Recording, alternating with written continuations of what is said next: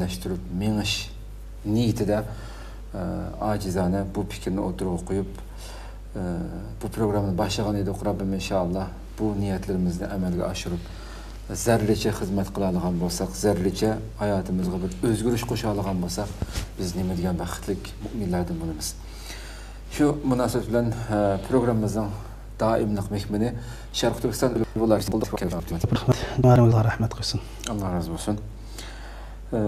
Ama Allah malum bolgandek biz her bir programımızda malum bir tema bilen her bir temamızda Resulullah ve palanede programına isim koyuyoruz. Bugünkü temamız, baş temamız Resulullah ve sahabeler degan temada toxtalımız. Programımız naq meydandan taqıtılıb atqan başqa programlarga agarda sual cevap bolsa yazsаңlar buldu. Şunaqa köplegen qayrindaşlarımızdan faydalanışı üçün hem bäherlep koyuşunlarını ümit kılımız. Suallarga yakıp ayrım bir program şekilde cevap verimiz inşallah. Vaktimiz kısa bolganlygy üçün belki ama suallarga vakti cevap beremezligimiz mümkün. Program vakti kısa bolganlygy üçün. Lekin yazsаңlar emmesiga cevap berişke tirişimiz bir şekilde aldığımızdaki programlarda. Ustad unda olsa bir vasıta bugünkü söhbetimizge kirsek, bugün biz Resulullah ve sahabeler dedik.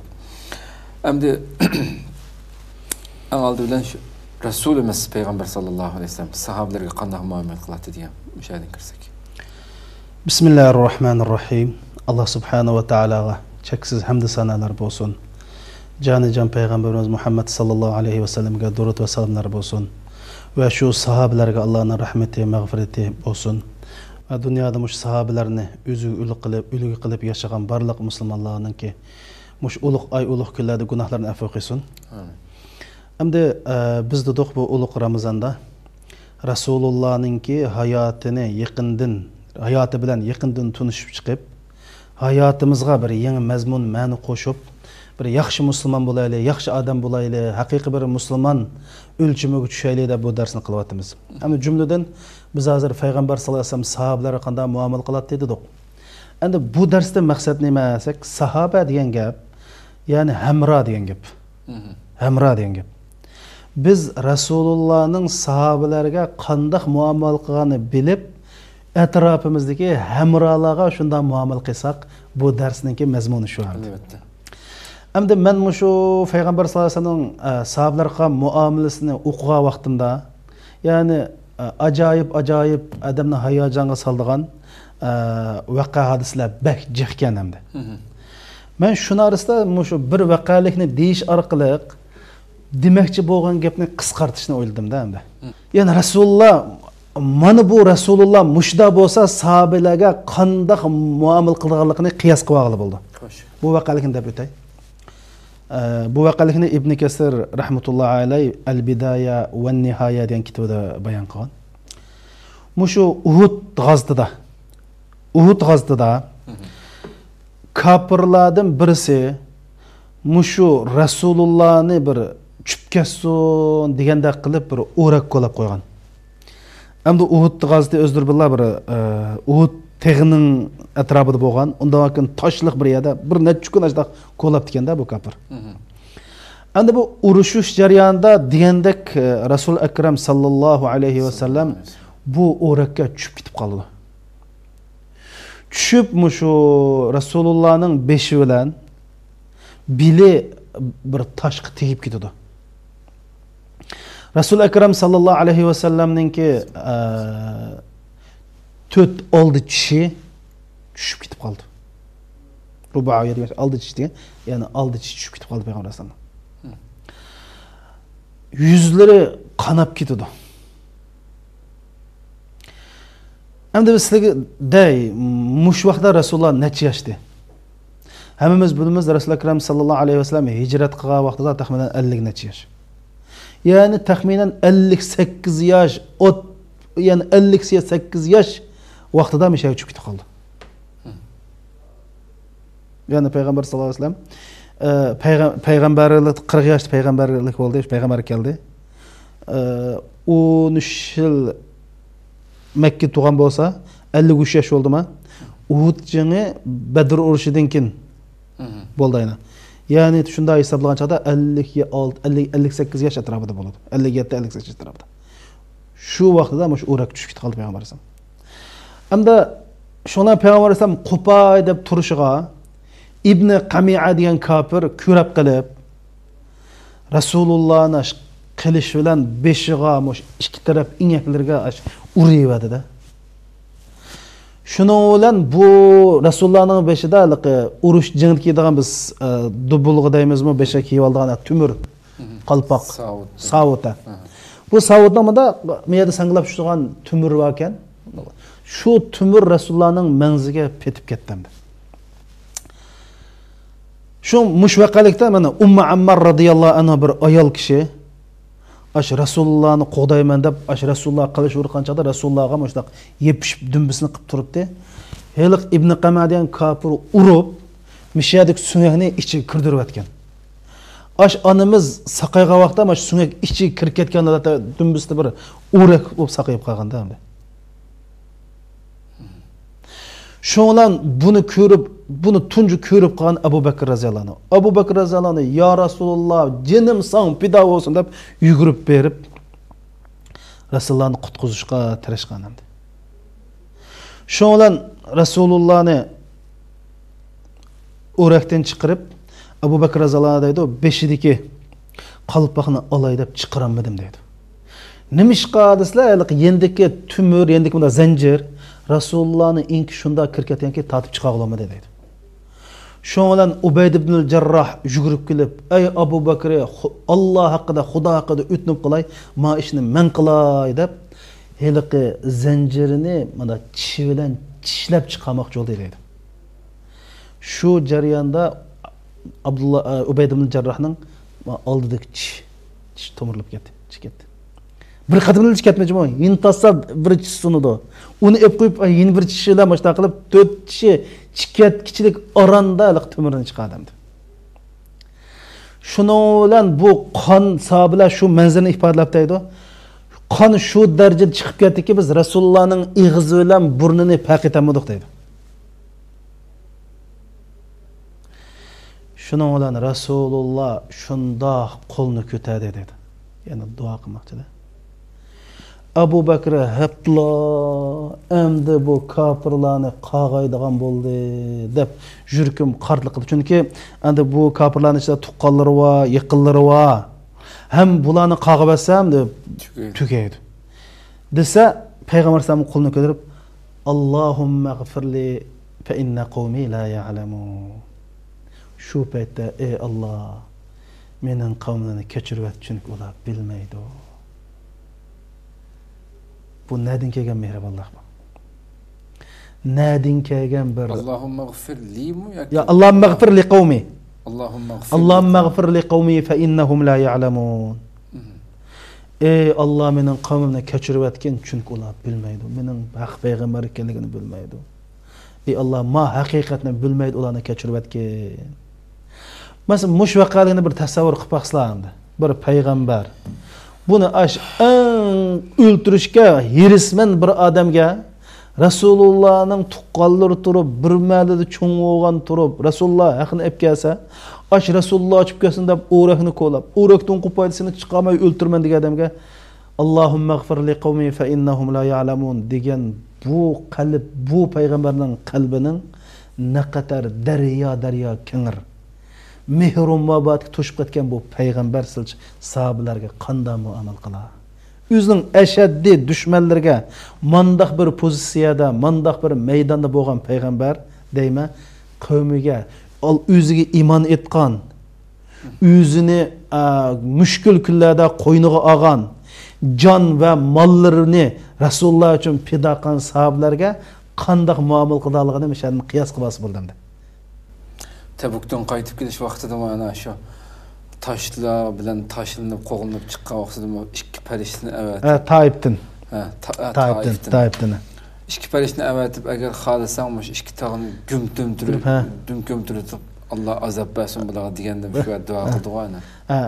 Alloh buningki bularning pushtidan bular hidoyat qilmay qolsa, bularning pushtidan bir musulmon tug'ilib qolish Kelganlarning musulmon ümit bo'lib qilma, shuni qilma. ümit qilman deya Rasulullohni o'ylab boqayli. Demak, bu payg'ambar, ya'ni shuningga payg'ambar sollallohu alayhi vasallam nabiyur rahmat deyildi-ku. Bu rahmat payg'ambar, marhamat payg'ambari. Va ma arsalnaka illa rahmatan lil alamin. Insoniyatga marhamat qilib qilni. Ya'ni shuning uchun, mushuni o'ylab baqsaqmi, bu payg'ambarning bir normal inson. Bu faqat bir Allohning payg'ambardan boshqa odamda masifat bo'lmaydi. Agar sifat bo'lsa, deb baqsin. Butun olam deb baqsin. Mana bu bizning payg'ambarimiz. Hamda Rasul akram sallallohu alayhi vasallamning sahobi Abu Hurayra radhiyallohu anhu nima bir sahoba deydi. Jarir ibn Abdullah ما رآني رسول صلى الله عليه وسلم منذ أسلمت إلا تبسم في وجهه. Men aş musulman boğundan tatip Rasulullah beni kösle man qalab külümsireydi dedi. Rasulullah man qarab, yani sahabelerinin yani davamlıq Rasulullah başqa ahirın çırayığı külümsirep qarışanın yani pul verip ana biz bunu ügünüşümüz gerek. O kapağını turvelep haqqa közümüzden yanında qarab, özümüz bunda o surliya Rasulullah külümsirep oylap baqsa. Nima degan güzel hayat bu. Rasulullah meni musulmon bo'lgan tatib meni ko'zli kulimsiraydi. Mush sahabalar kulimsiram desi yo'q. Bütün sahabeler Rasulullah'ın tasvirlagan chaqda mushunda tasvirlaydi. Mana biz o'zimizning yaqinlarga qo'shillar deyish mumkin. Hozir vatanda u bo'lsa, vatani bu bo'lsa, qondomi kulgis qildi ya. Rasulullahning g'ami har birimizning g'amidan cho'ngdi. Rasulullah'ның dadi bizning dadimizdan cho'ngdi. Biz Uyg'ur xalqining dadi bo'lsak, Rasululloh butun dunyo xalqining g'amini yedi. Chunki payg'ambar butun insoniyatga payg'ambar qilingan payg'ambar edi. Shuning uchun mush kulimsirashni, mush masalani biz o'rganishimiz kerak. Endi mush payg'ambar sallallohu alayhi vasallamning demakchi bo'lamiz ayrilmaydigan sifatlaridan birisi kulimsirash. Sahabelarga muomala qilgan vaqalikning birida Mesela Anas ibn Malik radıyallahu anh şunaydı, bir günsi mescidke kilip aşı, mescid kılam sigil başladı dedi. Yani iyi verdi. Tamam. Şundan sahabılı vay deyişip kaldı dedi. Vay. Saralık Arap. Saralık. Şundan Peygamber Aleyhisselam vay sigil koyunlar, onun südüğünü üzüp koymanlar. Normal. Vay sigil koyunlar, sigil üzüp koyunlar deyip şundan olan adam normal siyip olgandaki Peygamber Aleyhisselam çakırıp kırındışım. İnne hazihi mesacid la tasluhu li şey'in min hazal qadar innema hiya li zikrillah ve salat dedi. Çıraylık çakırıp kardeşim, mavu mescid. Bu mescidge mandaq meynat qilishga bo'lmaydi. Bu mescid degan Allohni zikr qilish, namoz o'qish uchun qilingan joy. Tugdi xolos. Boshqalarga suv akilinglar deb suvni akilib, sudukni to'kib, pakizatanglar tugdi ish xolos. Mescid Resulullah'a nispeten zimindeki en mukaddes şey. Mescidde bir rekat namaz okusuyla 1000 rekat kitaba mescid var. Yani normal mescid emas mı? O mescid Resulullah jig'nachidigan, Resulullah Allah'a ibadet kıldigan, Resulullah devletni idara kıldigan, siyasi, voysat normal jimto. Yani mahslat hamda o'ylab baqsa kimdi tepila? Mana bu bizning payg'ambarimiz. Mana bu Rasulullah. Hem aşını mı bilgenki mesela alimler şu sivatkan insanınki südükün toxtu etiş yerim yolda. Tibbi jihatdan salom ziyarət qildi. Bunun başın demişsə yanıdan isbatlanan aslan o. To'g'ri. Demak, yani Allah'ın qanchalik eliq adam nima dedi? Namoz turib eliq Rasulullohdan ta'sirlandi adam. Eliq Arabi Allohumma arhamni va Muhammada va la tarham mahana ahada deb namoz duo qildi. Eliq masjidga adam. Nim degan bo'ldi? Ey Alloh, men va Muhammadga rahmat qilsizlar, boshqa hech qanday rahmat qilmasizlar dedi. Nima? Dedi Payg'ambar alayhisalom, laqad hajjarta wasi'an. Sen kengirni talashtirib o'tding. Allohning rahmati kengri, menga, senga hammasiga rahmat qildi. Yani demek, mush bir mevqifning o'zi, ash masjidga siyotgan odamning hayotida cho'ng bir ta'sir paydo qildi. Endi bir masalaga kelsak, masalan Payg'ambar alayhisolamning qishiga aroq ichgan bir odamni olib keldi. O'shan Payg'ambar alayhisolam buning 80 dori uringlar degan buyruqni qildi. Qilgandan keyin sahabeler onu bazılarımız kolumuzdan, bazılarımız kiyimlerimizden, bazıları ayaklarımızdan endi o 80 derdi yana urup bir iş katmaydı yani onu bir uğan bulduk deydi. Şolan qaytib ketgandan keyin sahabeler ahzakallah Allah seni har qilib etsin. Yani muşunda qaraq içemse o bu deb o sahabeni tillashga boshlagan vaqtida Payg'ambar alayhisalom a shaytonga yordam qilmanglar. A qarindishinglarning ziyniga shaytonga yordam qilmanglar. Balki onunğa Allohumma g'fir lahu, Allohumma arhamu deb duo qilinglar. Ashabilar ham nimanda ichsa bu aroq Alloh harom qilgan to'sat deb Payg'ambar deb niqibdi. Ani shayton tashlab qo'ymanglar dedi. Texinbek o'zinglarni yiroqlashtirib uni. Uni tillagandan keyin o Texinbek shayton deydi, mana shunda tillaydi, bular yaqinlashma o deb. Bizim mushining qarab men deb qolmoqchi. Mush torlarda ba'ziyada da tinchab, ba'zancha tinchab qolma. Va bizning diniy qarindoshlarimiz tabliq qildim, dinni tunishtirdim deb shunda qo'pol gaplarni qildi. Ma degan din sening un emas, bu emas deb davomli tabliq qilman deb xalqlarni so'qishib qoldi. Nima? Shuning uchun bu Alloh subhanahu va taolo Musa alayhisalom xitob qilib Payg'ambar alayhisalom degan bashshuru va la tunabbiru. Xalqlarga chiroyli xushbisharat, tatliq gapni qilinglar, xalqni qochirmanglar deb.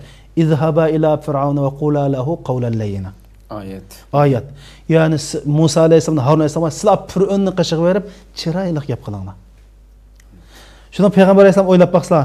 Aç tilsa, ya tillamay onunğa, "Ey Allah, bunun günahını kechirgin, bununğa rahim qilgin" deb manda danglar. Bir kunsa Rasululloh munda bazarga ketib bordi. U kunda Rasululloh o vaqtning rahlarimi qilin emasmi? Peygamber Aleyhisselam bir Najranda yasalgan dedi. Aşu munda qiliq bizninkida nima deymiz?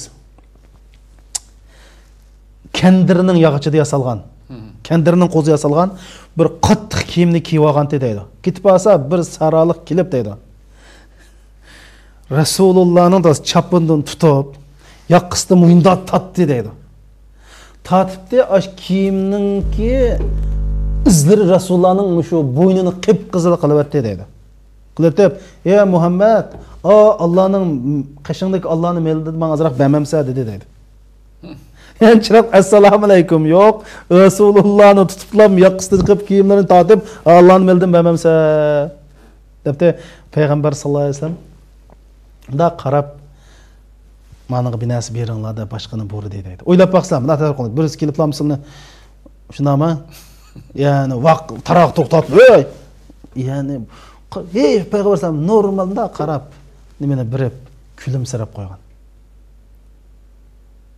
Mesela bunu da nemin ögünümüz gençlik hazır kılmış ehlilerimiz, siyasi kumandalarımız, iş ilgililerimiz, mesullar bana bunu öğrengen çağda andakin Resulullah'ın kumandallık sıfatını öğrengen buldu. Resulullah'ın peygamberlik yani ahunumluk sıfatını öğrengen buldu. Demek bu şunda Peygamber sallallahu aleyhi ve sellem'den her bir bu işlere karısak adamın aqınını lal qılmaydigan hiç qanday bir yer yok. Bu fakat peygamberde bulduğun sübbetendi.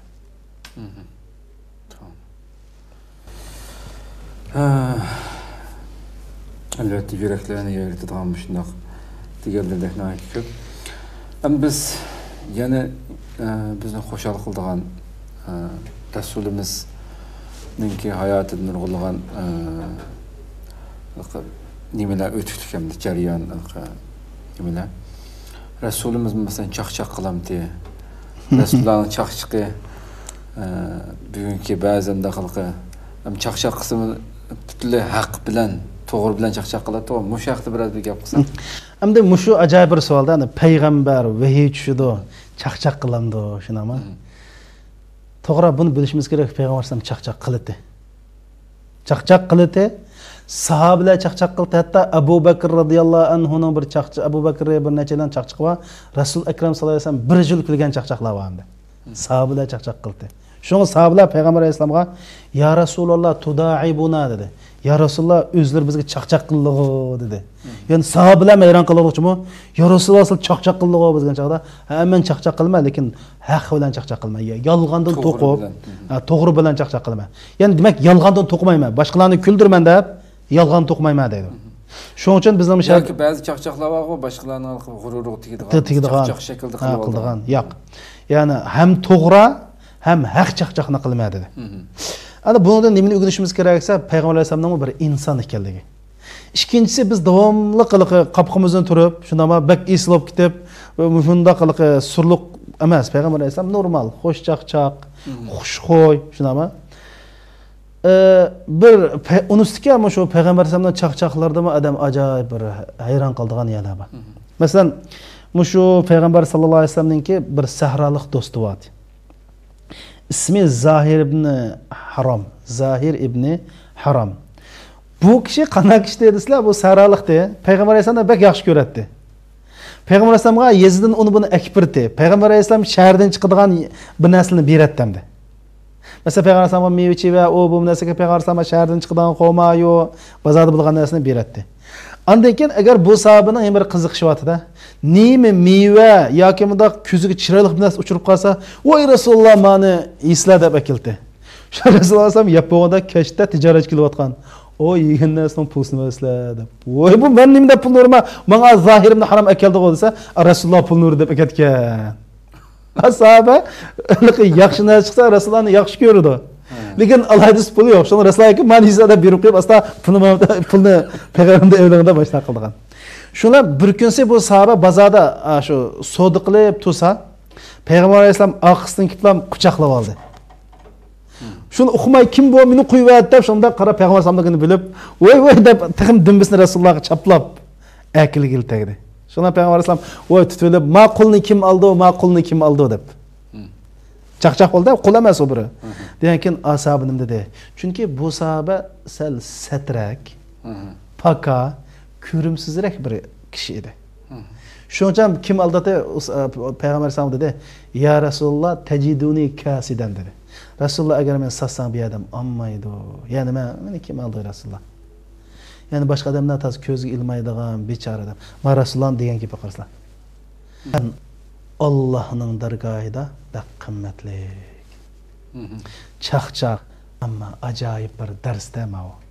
Ama biz aşındaq ko'ngli sunuq, boshqalar tarafidan salom qilinmaydigan, boshqalar tarafidan so'ringa chaqirilmaydigan, qiz so'rab kasib bermaydigan mushundaq kishilarni Rasululloh qandoq ko'ngli ko'tardi.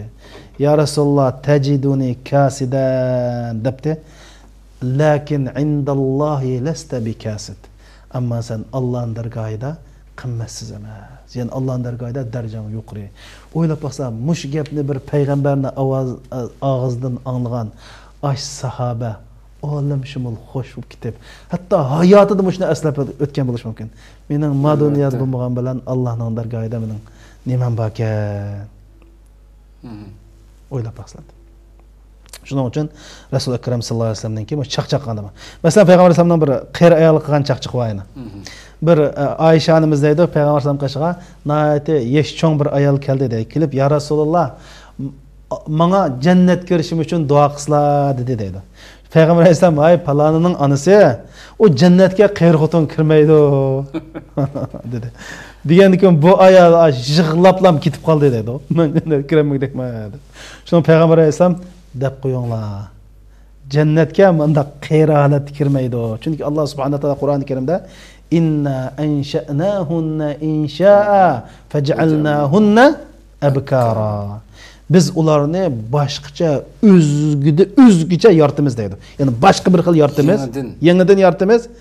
Hammasi qiz holat. Ya'ni endi buyurayotgan qizval holatda bo'ladi. Yani demek qiralat kirmaysiz. Kirsiz yosh kirsiz degan bo'ldi. Yashat kirsiz degan bo'ldi deb. Yani Rasululloh mana chaqchaq qilgan. Men degandek chaqchaq qildi, lekin to'g'ri chaqchaq qildi, aqlan chaqchaq qildi.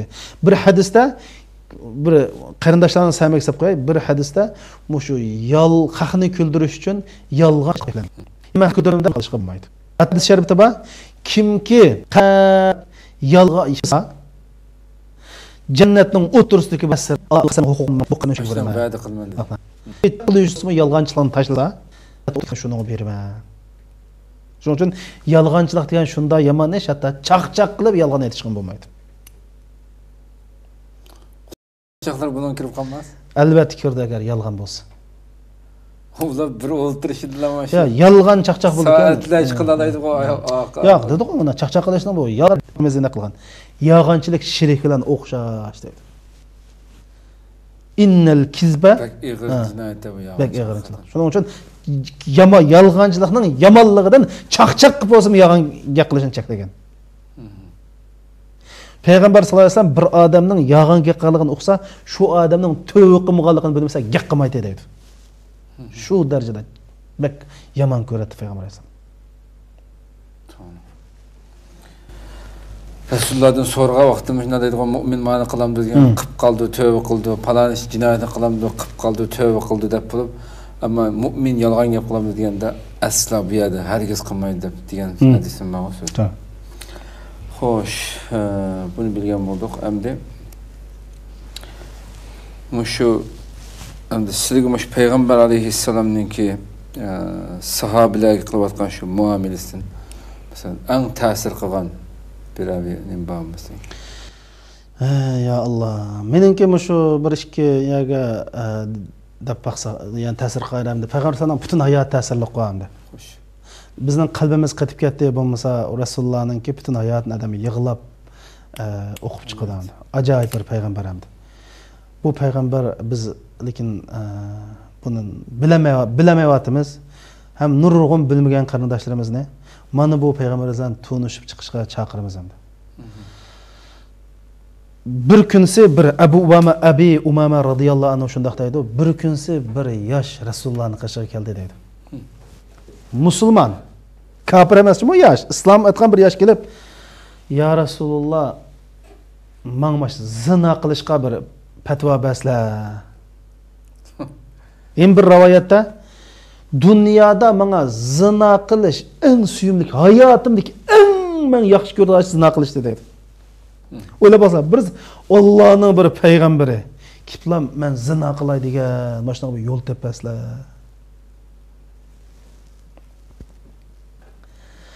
Debde etrafındaki adamlar oturamay ketdi, bu nim bulab ketdi deb sahabeler bunu tanqitlab ketdi deydi. Bu ise nim deyotsa u Peygamber Aleyhisselam yaqinkilar qarindishi. Yaqinkilar yaqin. Deb shuni bilan yaqin kelgandan keyin anangning zina qilishini yaxshi ko'ramsa degan keyin ya'ni bu tok so'qdi hamda. Resmi bununki tuyg'usiga shu bir tok qildi. Alloh bilan qasamki yaxshi ko'rmayman dedi. Lekin haqlarni yaxshi ko'rmaydi. Boshqalarni onasidan boshqalarning zina qilishini yaxshi ko'rmaydi. Singling bilan boshqalarning zina qilishini yaxshi ko'ramsa debdi. Bu texim bak bir xil bu ketida. Ya Rasululloh, vallahi men Alloh bilan qasam yaxshi ko'rmayman. Kishilarni yaxshi ko'rmaydi o'zining singlislar boshqalarning zina qilishi. Hammang bilan boshqalarning zina qilishini yaxshi ko'rasiz. Ya Rasululloh, vallahi billahi men buni bek yomon ko'raman. Ayoling bilan boshqalarning zina qilishini, voy ya Rasululloh men bu xohlamayman, bu boshqalarni o'zining ayoli bilan boshqalarning zina qilishini xohlamaydi. Heliq sahabe deydi, bu gapni anlagandan keyin zina mening eng yomon ko'radigan bir ishimga aylandi. O'ylab baxslar, bu masalani hal qilishga qarab baxslar. Rasulullohning ma gapni anglab temkinligiga hayron qolaymi? Rasulullohning bu masalani shundoq oddiy usul bilan bir daqiqa ichida zina eng suyumlik bir kishiga zinani eng yomon ko'rsatilishiga hayron qolaymi? Qaysi birisiga hayron qolamiz o'ylab baxslar. Shuning uchun Rasul Akram sallallohu alayhi vasallam andan keyin qo'lni ko'tarib Allohumma g'fir zamba va tahhir qalba va hassin farja deb duo qildi. Ana deb bo'lgandan keyin ey Alloh, mush qarindishimizning gunohini afv qilgin, qalbini poklig'in, buning avratlarini haromdan saqlag'in. O'ylab baxslar. Yani to'g'ri, mushning o'xshash nurg'un ishlar bizning nimizga uchraydi. Darhol haqoratlab tushimiz hamdi. Men nurga uchratdim. Haqoratlaplam qondonimsan. Birda masalan yağlıq yo'q ayollar keldi o'qishimizga. Yağlıq yo'q ayollar keldi o'qishimizga. Shunami? Lekin men ajoyib ta'sirlagan bir ayol bor. Bizning maktabga shu yaqinda bir ayol kelibdi. Yağlıq chekmagan. Ya'ni yağlıq chekmagan ham. Hiliq ayol bizning yetim bolalarni ko'rib, maktabimizni ko'rib yig'lab ketdi.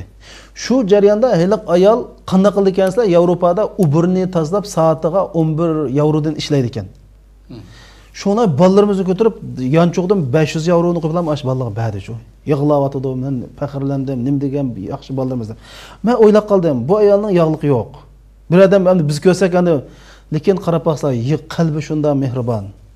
Ash Uber'ni tozalab topgan puldan 500 yevroni chiqib bolalarga beryapti. Tamam, biz bo'lsak, voy mundaqgina, voy bu yog'liq chekmabdi. Voy buningga ko'ngli qisq ekan. Deyishimiz mumkin. Ana ma adam kelib zinoning gapini qilsa Rasululloh normal qaraslar. Qarindishim yaqin kel. Nim deb yaqin kel degani Rasululloh taqim qashimga keladi deb. Ya'ni Rasulullohning ko'ngli qanchalik bir kengri ekanligi. Ya'ni mushundaq ishlarda, bundaq jarayonlarda nurg'un jarayon bor. Ya'ni o'ylab baqsizlar biz bu men eng ta'sir qilgan bu ishni nihoyat bak ustluq bilan hal qilgan va shunda tamkinlik bilan, ya'ni chechilmay, ochiqlanmay. Endi menga ham bir ta'sir qilgan ishlardan ham birini bir degim kelib qoldi. Bumi bak hayron qolamiz endi. Rasulullohning zamonida Julaybib degan bir sahoba bo'lgan. Endi bu Julaybib deydi, dunyodagi butun ayib nuqsonni Alloh menga berib ekan deydi. O'zi pakka, qop-qora, do'g'loq, butun satikni menga berib ekan degan bir gap bor. Tamam. Shuning bilan Rasululloh bir qatimliq Uhud jangida, abam deydi, Uhud jangida jang tugagandan keyin sahabelerden aramızda kim var, kim yok, kim yarlandı deb hemen sorgandan keyin yarlanganlar, şehit olganlar hemen depe yaparsam aramızda biraz yok emaslar, kini yok adam var mı deb savlar. Ya Rasulullah hemmesi var. Hemen tuluq yani falan ölük, falan şehit oldu, falanı var, falanı kesildi degan keyin ya bir adam var. Kim ya Rasulullah? Julaybibni izdanlar. O'ylab baqsizlar, ash sahabelar esigim kelmedi. Yani aşu Ebu Bekri, aş Umar radıyallahu anhu, aşundaq kat sahabeler hiç qasi esig kelmedi. Peygamber Julaybib, men Julaybibni yo'qitib qo'yapman. Men Julaybibni izdanlar degan izdisi yo'q. Voy Julaybib yo'q. Peygamber unda olsa şehit o'g'illarning qatoriga izdanlardi. Basa Julaybib radıyallahu anhu etrafida kafirlardan 7 adamning o'lik tug'an, keyindan o'zi şehit bo'lgan. Tamam. O'ylab baqsizlar, ya'ni hech kimning esida yo'q odamlar Rasulullahning esida bor. Ya'ni ma dunyoda hech kim esiga olmaydigan mush sahabini Rasululloh esiga olgan. Bu her bir musulmon mushundan ulgu olsak, bizning ichimizda hech qanday musafir bo'lib qolmaydi. Hech qanday g'arib bo'lib qolmaydi. Hech qanday bechora qolmaydi sizlar. Bu chet elda biz eng muhtoj narsamiz shu hozir.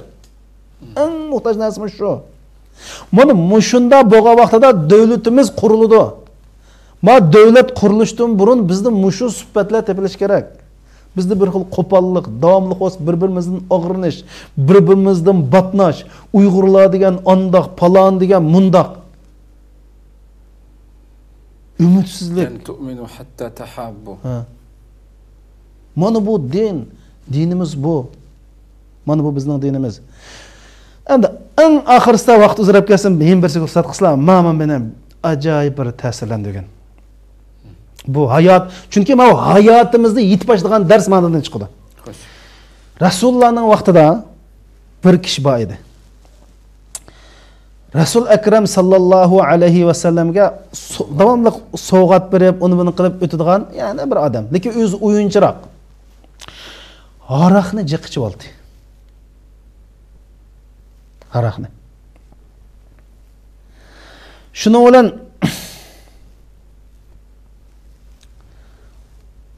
Rasulullah'ın qashiga pat-pat akilib bu dariya aytadi. O bir qatim, ikki qatim cho'g'an gap emas. 3-4 qatim, 5-6 qatim ajna. Shu bilan oxirgi bir qatimni sahobalar urib, nimandaq to'ymaydigan narsa. Yine urdu Rasulullah darrini, yine içse, yine urdu. Voy Allah'ның laneti olsun dedi. Yani sahabeler biz şunda esli adamlar, lekin anın aşı yine içip, yine tayak yap, yine gitip, yine içip, o bir iki katımlık boğan gap emas mı o? Dep sahabeler Allah'ның laneti olsun. Sen nimandak bu derigili köp kilisi bu yerge. Tek ölüşkü yedin, aldın kini yedin, bir hafta burun yedin, burun ay. Bu sen kileveremse Allah'ın laneti olsun debetti. Peygamber sallam ne demiş edi? Oylap baksana. La tel'anu. Bunun herigiz lanet okumanlar.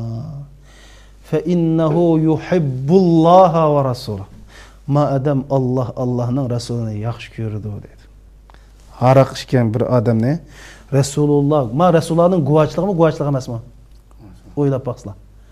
Sil biz bolsaq, dedik o beşide biri yağlıqның yo'qligi, bir adamning biri tamak chekib qolganligi, shunama bir adamning biz tanımaydigan bir qiz bilan ketib qolganligi, biz shu adamni qarlab do'zaxga tiqib o'tishimizga yetib boshladim.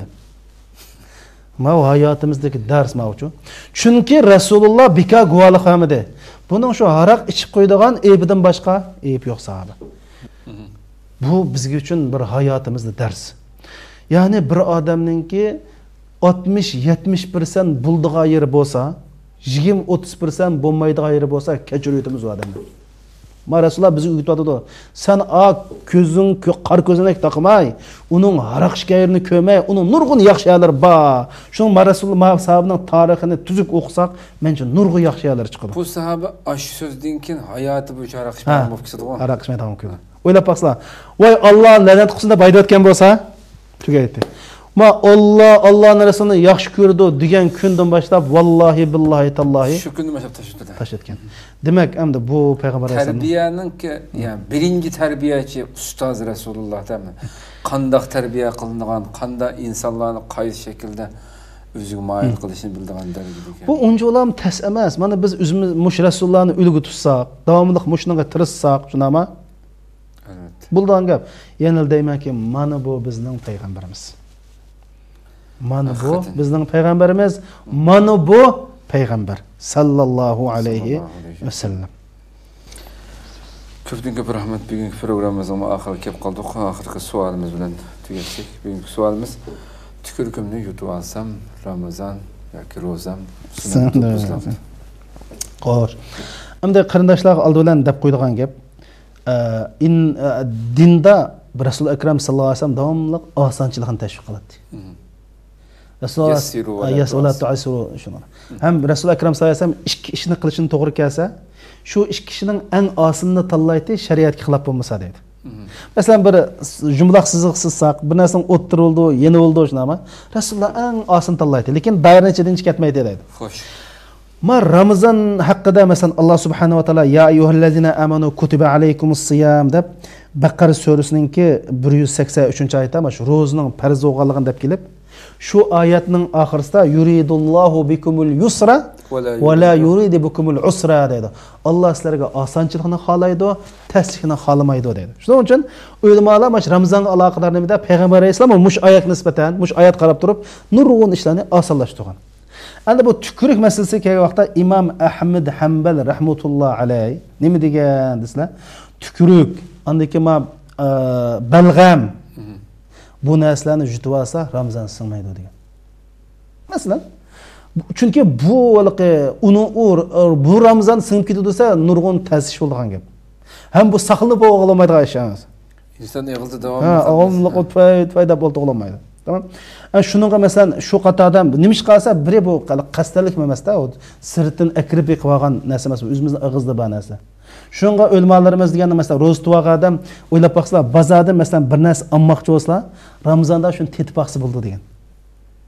Ya'ni yutib o'tmay tetib baqsa. Tetib tükürib. Ha, tükürib olsa mesela tavuz, tatliqmidi, ochiqmidi, uni tetib qilib tükürib bo'layor deb fatvo bergan.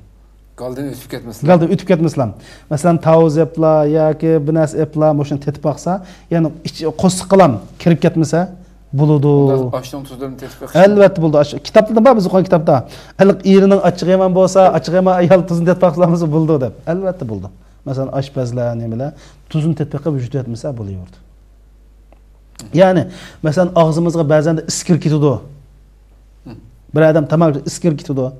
Bazen de yani biz kasten emas. Bazen de bazen de çang tuzang, bazen de tuprak iş qilib biz qasdan qilmagan ishlar bilan gelimiz bir narsa kirkit qilsa Ramazon singmaydi. Ramazon singish uchun biri qasdan bo'lish kerak, ikkinchi shu narsaning Ramazonni singdirib o'tadiganligini bilish kerak. Deyishdi qo'tin o'gan. Shu o'xshash tukurak Ramazon singmaydi. Qanchalik yutib olsa Ramazon singmaydi. Bu o'limalarning fatvosi shu. Xo'sh, shuni qilib mishal oxirlashtiraylik bo'lsa, inshaalloh atiyan davomlashtiramiz. İnşallah. Qadrli ko'ruvchilarimiz, shuni qilib bugungi 9-sonimiz mishada oxirlashdi. Anglab o'tdik Rasulimizningki qanchalik go'zal axloqli ekanligini, mayli eng suyumli sahobalar bilan bo'lsin yoki shu sahobalarning ichidagi gunohkor, gunohga tushib qolganlar bilan bo'lsin, ular qilayotgan muomalasi, tutayotgan pozitsiyasi hammasi bizga ayrim dars ekanligi, muomalaning qanday qilinadiganligi. Biz Rasulullohga ergashguchi bo'lish sifatimiz bilan har bir mu'min şu Resulullah'ның ep kelgen bu risaletini başkalarına güzel ko'rsatish, chaqirish uchun buyurilgan, yani fakat dinga chaqirish alim o'limalarning mecburiyeti emas. Albatta ularning eng cho'ng mecburiyeti var, ama her bir Müslüman, biz Müslümanlık kimligimiz bilan yashayotgan har qanday bir yerda boshqalarni dinga chaqiruvchi o'xshash zamonda bu dinning xizmatchisi bo'lish sifatimiz bilan ana shu payg'ambarimizningki sahabelerge, etrafındakilerge, düşmanlarga qanday muamelini tutib turib, qaysi shaklda ularni qoyil qilib qilayotganligi biz o'rganadigan eng muhim narsa bu. Shuning uchun biz bu axloqini, bu go'zalligini o'rganib hayotimizga, oilamizdan boshlab do'st birodarlarimiz, atrofimizdagilarga shunday muomala qilgan vaqtimizda islomning go'zalligidan suyunmaydigan hech bir inson yo'q. Hatto dinsizlarimiz suyunib, ta'sirlanib dinimizning go'zalligini güzelligiga ishinib, iman etib buluşqa vesile bo'lgan gapda mana shunday go'zal axloq bo'lganda Rabbimiz shuni muyassar qilsin inshaalloh. Alloh umr bersa, atiki programmamizni ko'rishgacha sizlarni Janobi Allohga topshiramiz. Assalomu alaykum va rahmatullohi taala va barakatuh. Ya sayyidal kawnayn ya alamal huda